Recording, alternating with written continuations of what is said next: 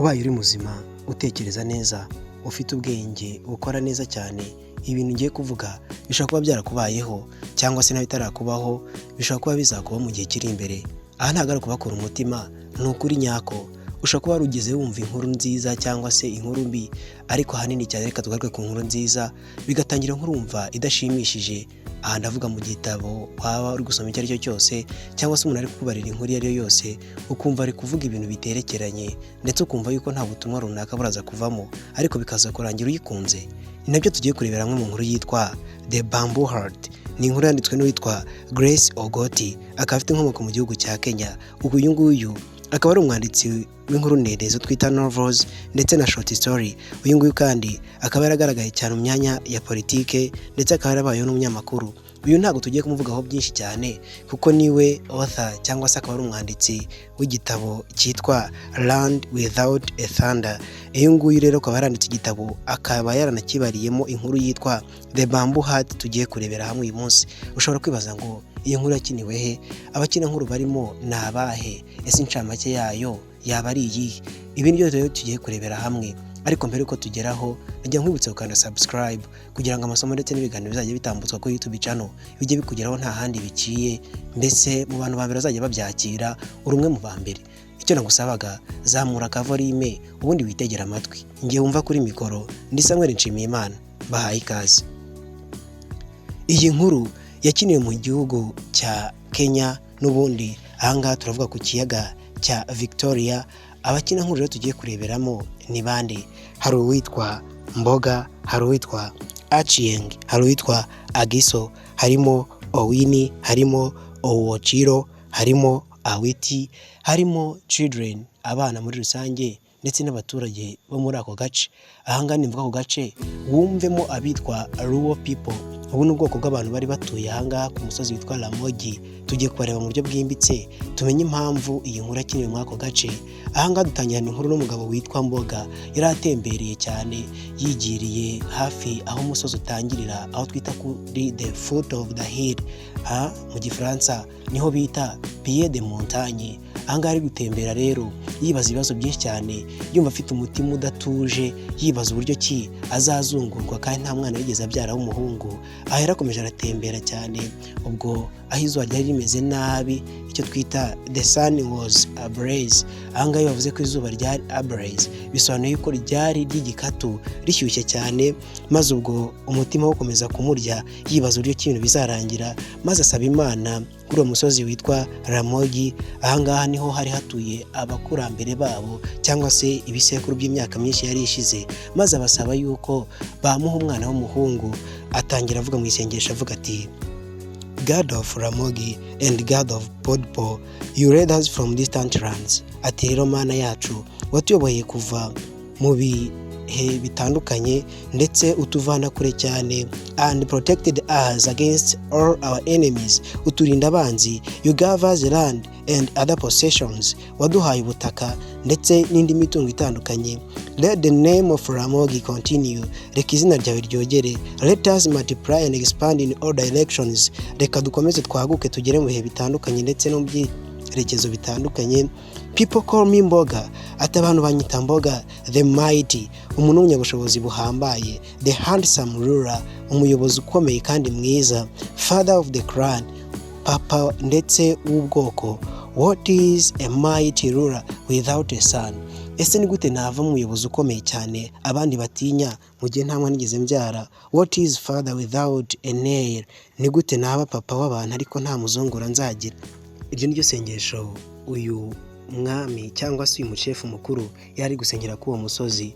Ubwo rero bwaragorobye arataha, ariko ageze mu rugo asanga abana bagera kuri 16 b'abakobwa badandagaje aho mu rugo bari kumwe na ba mama wabo, cyane ko rafite abagore bagera ku 9. Uyu nguyu rero akaba yarageze mu rugo asanganirwa ibyishimo, abana baza kumusuhuza, harimo witwa Agiso. Uyu Agiso yaribera mu rugo yokeje ikijumba cyokeshejwe inkwi twakwita ko zikoze muri cow dung cyangwa se amase ari inyegeza, ariko akiraho agira amatsiko cyane aza kubaza nyina umubyara. Aravuga ati, se mama, ko hano hari hatsi nyinshi cyangwa se utuzu dutoya ariko akitwa bambu tukaba tutayemerewe kukageramo, ese biterwa n'iki? Nyina mu kubura usobanura amuha yaramubwiye ati uzarebe abashefu babaze niba nta bwoba babagirira, kuko yabonaga Bamboo Hut ari agace keza cyangwa se ari inzu nziza, kuko yari ifite iyo twakwita nka inner chamber, icyumba kimwe imbere. Ikindi kandi bamboo iyo ngiyo yari irimo bed, harimo igitanda cyangwa se harimo na bed stools cyangwa se aho kwicara. Ikindi kandi yagaragazaga ubwiza bw'iyo bamboo. Aha nimvuga Bamboo Hut ntiwumve ikindi icyo ari cyo cyose, ahubwo wumve ko kari akazu kubakishijwe mu biti byitwa bamboo, bikunze kuboneka mu bice bikomeye cyane muri Afurika, biboneka mu bushyuhe butandukanye cyangwa se twakwita nka tropical areas. Dukomeje rero, ubwo ngubwo uyu witwa Mboga yatanze isezerano, aravuga ati umuntu cyangwa se umugore uwo ari we wese uzambyarira umuhungu, njye nzamuhemba kuba mu gace cyangwa se muri iyo nzu yitwa Bamboo Hut. Ibyo rero byarakomeje, haciyeho igihe kirekire n'amezi 2, uyu mugore witwa Achieng yaje kubyara. Ubwo rero yari abyaye impanga, gusa abanza umwana w'umukobwa. Abonye yabyaye umwana w'umukobwa aravuga ati mbonye ishyano, ese inkuru ndaza kuyivuga hehe, ntago nabona uko nyibwira Mboga. Ariko akiri aho ku iriba yari yagiye kuvoma, afatwa ndetse n'undi munaniro udasanzwe, ariko byari ibise. Kubw'amahirwe menshi cyane abyara umwana w'umuhungu. Ahangaha nakubwira yuko uyu mwana yari ategerejwe mu gihe kigera ku myaka 12. Uyu witwa Achieng nta kindi yakoze, yahise aboha akabasket cyangwa se agapaniye gakoze mu byatsi, atwikirizaho amababi. Uwo mwana w'umukobwa yari abyaye aravuga ati ntawe namuhingukana hari ibwami. Arangije amusigaho mu gihuru, afata umwana w'umuhungu aramuhanagura neza, amuzamukana mu rugo. Ariko ntihita amwerekana, kuko byasabaga ko umubyeyi kugira ngo asohoke ava ku kiriri, byasabaga ko byibuze hagombye kuba haciyeho iminsi 4. Ubwo mu gihe uyu mugore Achieng yari aruhutse, yaje guhabwa inkuru nziza cyane yuko uyu mugore we Achieng n'ubundi yaje kubyara umwana w'umuhungu. Ahangaha nabwira yuko uwabibwirwaga ni uwitwa Mboga cyangwa se umugabo we, maze arangije aramureba araseka cyane. Gusa ako kanya ntabwo yahise agaragaza ibyishimo cyane, umwana atarahabwa izina. Ubwo rero icyo nakubwira ni uko ubusanzwe iyo babyaraga umwana akaza ari umukobwa, bavuzaga ingoma inshuro 3, ariko kuri iyi nshuro byabaye agahebuzo. Bamaze kubyara umwana w'umuhungu baje kuvuza ingoma inshuro 4. Ahangaha ni ukuvuga yuko bizizaga ibyarwa ry'umuhungu nk'ari igitangaza kidasanzwe mu muco wabo. Ariko nakubwira yuko witwa Mboga ntawiza arira nk'uko nivuze ruguru cyangwa se ngaragaza amarangamutima, ahubwo yaje gufatwa n'amarangamutima cyane ubwo yari amaze gutanga izina ry'uyu mwana, aho bamwise Owini. Ariko mu kumwita Owini yari ari kumwereka yuko azayobora agatwara mu gihe we azaba ashaje. Ibyo birangiye, uyu witwa Chief Mboga yagiye gutanga ishimwe, ashimira ibyo yaboneye ku musozi wa Ramogi. Ahangaha byaje gukomeza, uyu mubyeyi amaze iminsi 16 abyaye, yaje kongera gukarabira ku iriba aho yari yarabyariye wa mwana we w'umuhungu cyangwa se n'uw'umukobwa ko bavutse ari impanga.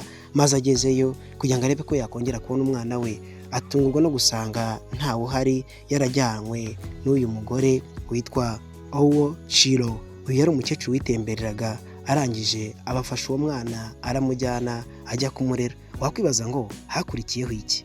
Icyakurikiyeho nta kindi, uyu mwana yaje gukura maze avamo umwana mwiza cyane w'umukobwa.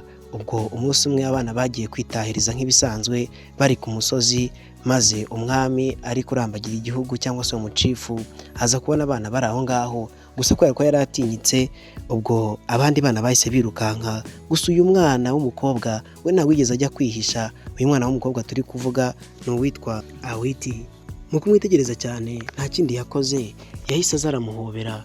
Maze umwami aratangara, aravuga ati abandi bose ko banyihishe, niki kigutinyuye ukaza kunyegera? Maze mu kumusubiza aramusuza cyane, amwunamira iruhande aramuramya, aramubwira ati uraho neza mwami. Ibi biramucanga, maze umwami agenda afite impungenge, aravuga ati ese umwana utinyuka kumenyera yaba abiterwa n'iki?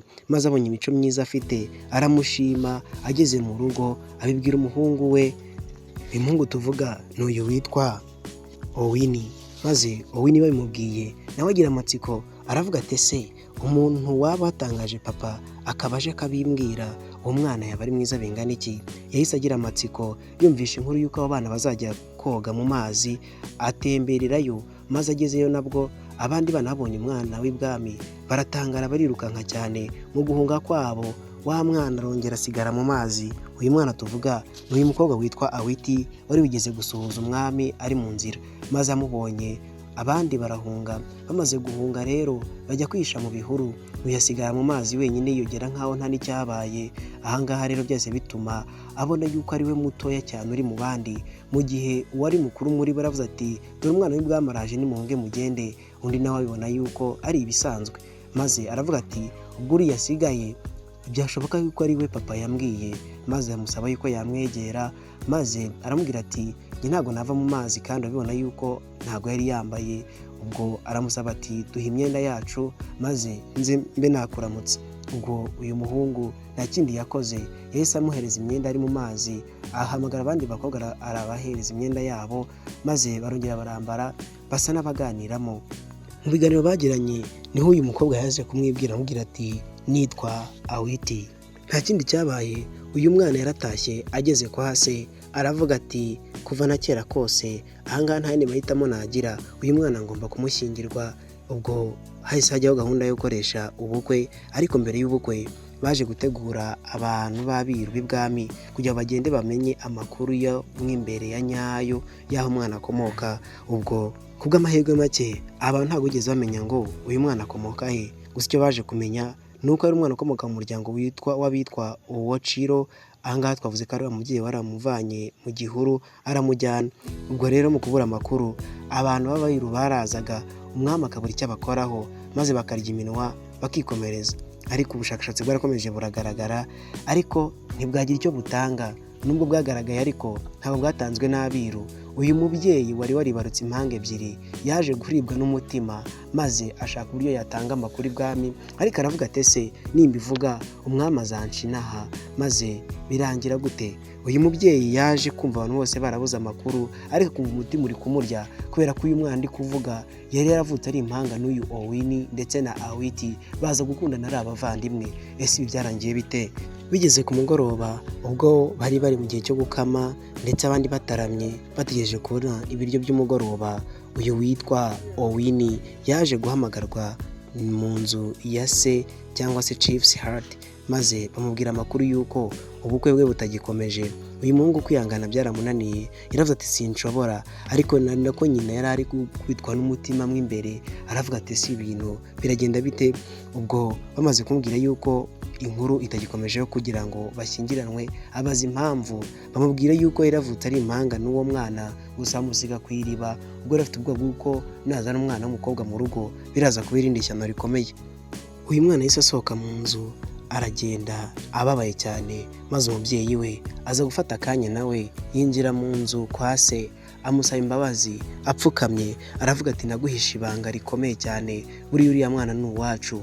Uyu mwana nawe mumufashe kwihangana kugira ngo abashe kuva muri situation cyangwa se ibibazo anyuzemo, aho yari yaramaze gukunda umwana, nyamara uyu yari yamaze gukunda bikaba byamaze kumenyekana ko ari mushiki we. Nta kindi cyabayeho, uyu mwami yaramubabariye aramubwira ati sinagutererana kandi warankuyeho ikimwaro cyo kuba nari narabuze umuhererezi cyangwa se uwo nahereza imitungo yanjye. Ahangaha ntabwo ari umuhererezi ahubwo ni umuzungura w'ibyase. Umuzungura mu cyongereza niwe witwa uyu nguyu rero byaje kurangira ahawe imbabazi. Umwami aramubwira ati ntacyo nakugira, dore wankuyeho ikimwaro. Ubwo ngubwo biza kurangira amuhaye imbabazi nk'ibisanzwe, ahubwo baza kumenyesha wa muhungu bati ihangane, dore warakunze amaraso yawe, nimuze mwiyunge. Ati ntabwo twari tuzi ko ufite mushiki wawe mwiza gutya.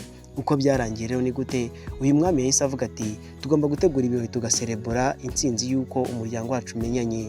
Bahise bategeka y'uko babaga ikimasa kinini cyane, maze umuryango uraterana. Inkuru naho yarangiriye. Ubutaha tuzagaruka turebera hamwe ese ubusesenguzi bucukumbuye bw'iyi nkuru ni ubuhe.